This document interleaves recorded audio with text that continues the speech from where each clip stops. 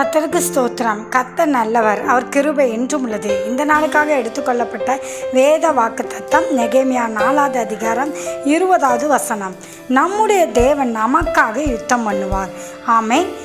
தேவ பிள்ளைகளே, நம்முடைய தேவன் நமக்காக யுத்தம் பண்ணுகிற தேவனாய் இருக்கிறார்.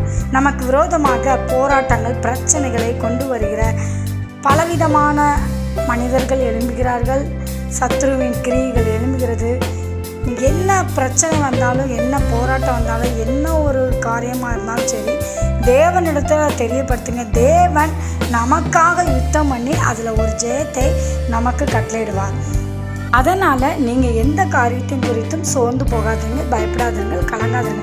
எல்லாவற்றையும் என்ன காரியமாக இருந்தாலும் தேவனிடத்த கரத்தில் சொல்லி ஒப்படைச்சிருங்க. அவர் பார்த்துக்கிடுவார். அவர் நமக்காக யுத்தம் பண்ணி நம்முடைய வாழ்க்கையில் ஜெயத்தை கட்டளையிடுவார். ஆமென். தேவன் தாமே உங்களை ஆசீர்வதிப்பாராக.